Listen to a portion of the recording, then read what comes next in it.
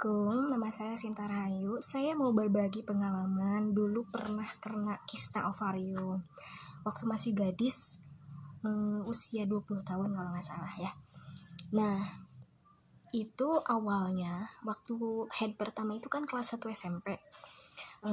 Headnya itu nggak normal. Ada gumpalan darah di darah headnya itu seperti ati ayam itu gumpal. Nah, dan sakitnya itu luar biasa. Maaf nih ya, kalau misalkan kentut sakit, jongkok sakit, jalan juga sampai nunduk saking sakitnya. Setiap bulan pasti di sekolah itu izin gak masuk karena sakitnya emang bener-bener gak ketahan.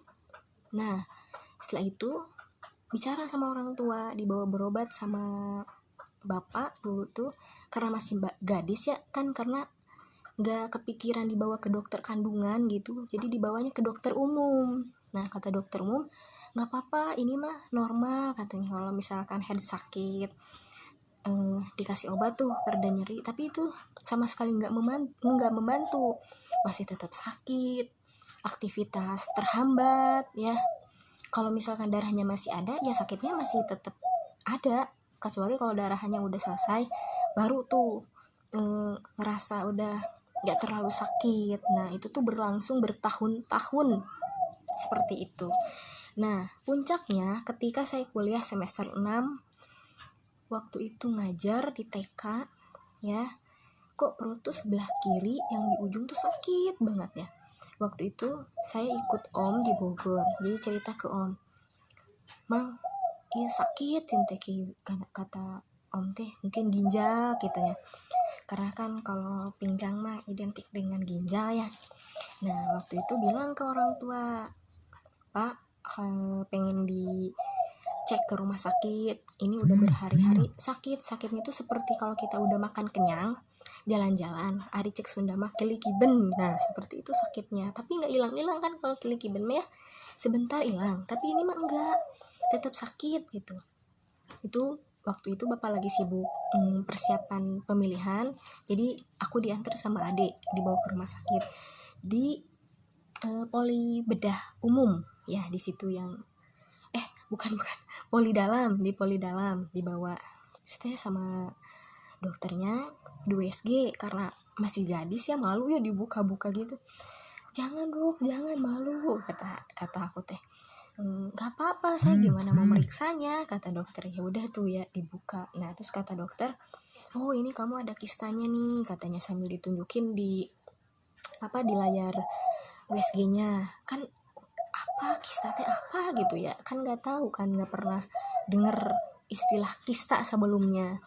"Saya rujuk ya kamu ke dokter kandungan," katanya gitu. Ya udah tuh pulang, itu nangis di rumah.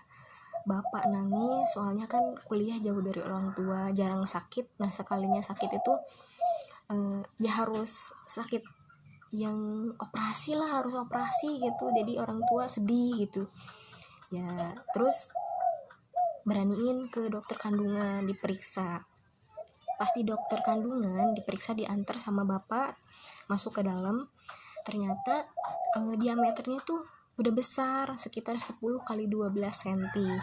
Nah, kata dokter, ini harus cepat diangkat karena kan yang ovarium tuh kan kanan kiri ya. Nah, ovarium itu udah digerogoti kista. Nah, kalau misalkan operasinya ditunggu selesai kuliah atau 5 tahun lagi, takutnya menyebar yang ke sebelahnya lagi. Nah, kemungkinan punya anak tuh semakin susah. Nah, kata dokter harus buru-buru diangkat katanya gitu.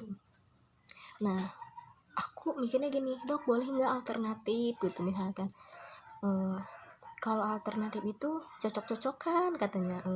Kalau misalkan masih 3 cm di bawah itu masih bisa diobatin dengan obat-obatan herbal. Tapi kan ini udah 10 kali 12 loh, itu bertahun-tahun ngerasain sakit, baru ketahuan.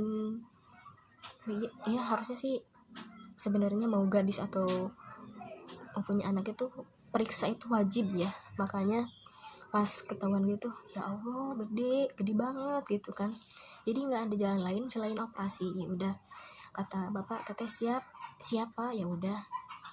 Nah, Dibawalah ke rumah sakit ya, udah deal gitu mau dioperasi.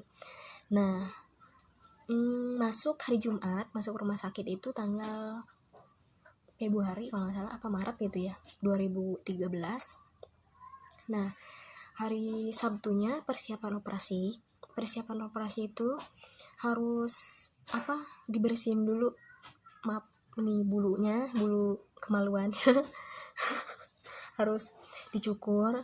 Setelah itu puasa, ditentukan jam 8 hari Sabtu saya persiapan operasi. Itu yang paling sakit pas dimasukin selang ke alat pipis kita, itu sakit banget ya. Dulu saya kan masih gadis, jadi panggillah mama, Bu, ini saya masukinnya ke lubang pipis ya, bukan ke lubang hubungan intim, jadi nggak merobek selaput darah, kata. Iya, kata mama. Nah, itu untuk kita lubang pipis, jadi kalau kita habis operasi pipisnya tuh ke selang, nggak ke kamar mandi gitu. Nah, itu malu banget ya, walaupun sama orang tua, tapi kan udah besar ya, malu gitu diliatin ke mama gitu sampai saya bilang gini, mama hampura gitu, sampai kayak gini, tenang naon teteh cenah gitu kata mama teh.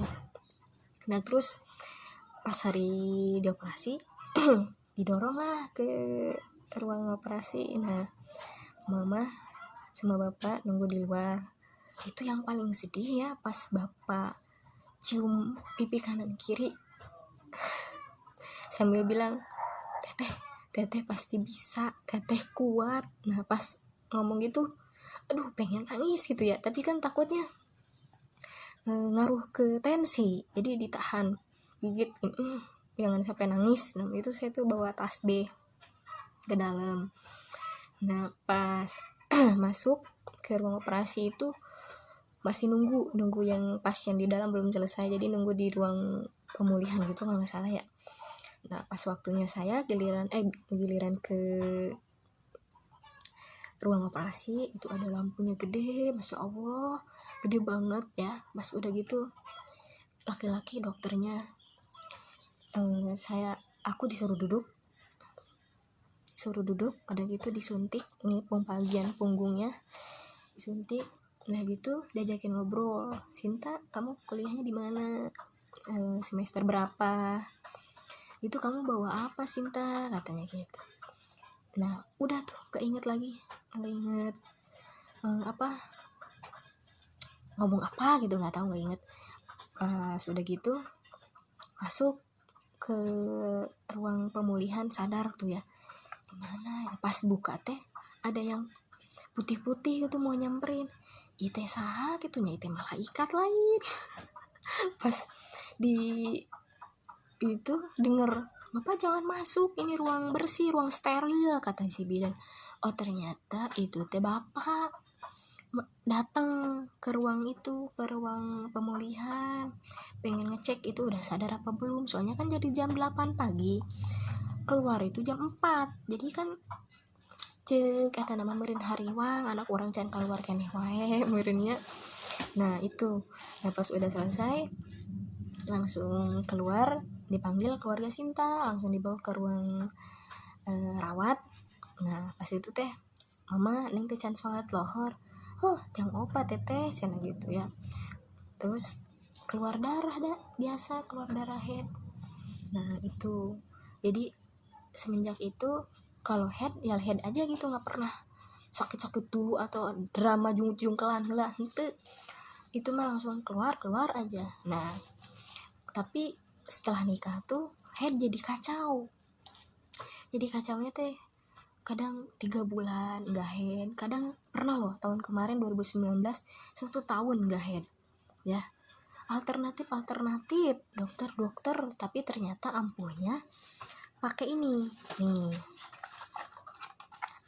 pakai Nostira ya, ini ampuh 10 hari diminum headnya langsung keluar. Tapi saya dibarengin sama ini sih, sama Natur Nah ini dibarengin sama ini membantu banget.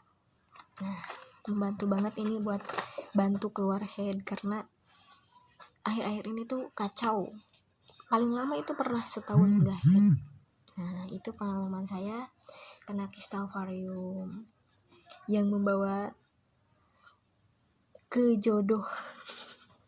Nah, mau tahu kan gimana kista ovarium jadi bawa ke dapetin jodoh? Nah, nantikan lagi di video selanjutnya. Terima kasih telah menonton video ini. Kalau ada yang ditanyakan silahkan komen di kolom komentar. Assalamualaikum.